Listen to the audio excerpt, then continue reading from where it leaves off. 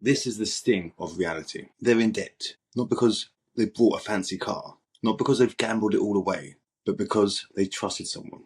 They believed in love. They believed in family.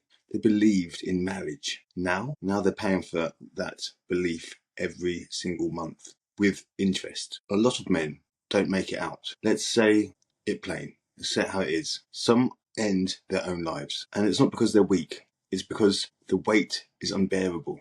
They're branded as deadbeats, abusers, villains. Before anyone even hears their side, they lose access to their children. Their names are being dragged through courtrooms and group chats. Their reputation, gone. Their mental health, shattered. Their finances, wiped out. And the saddest part is, many of their kids grow up hating them. No.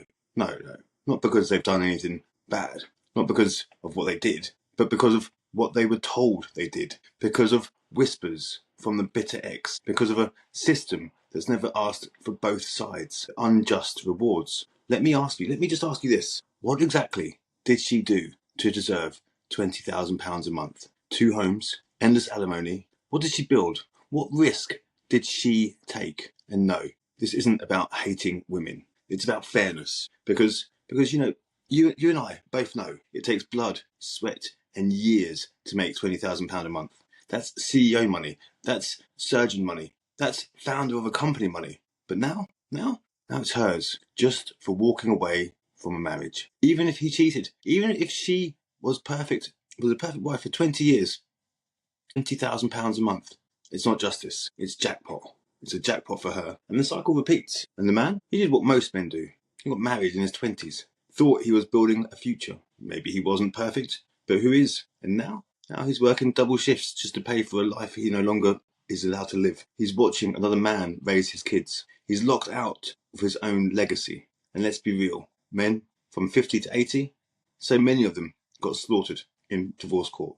Now, men under 40 are walking the tightrope, blindfolded. So here's the question. What's going to change for the next generation? Because right now, nothing looks different. The trap is still set and the consequences are brutal. And the truth about power is, now look, I believe in marriage, I believe in love, and I believe in building a home together. But let's tell the truth. Power corrupts. And when the scales tip in her favour, when the court is on her side, when society cheers her on, when she knows she can take it all and face zero consequences. Too many women don't walk away gracefully.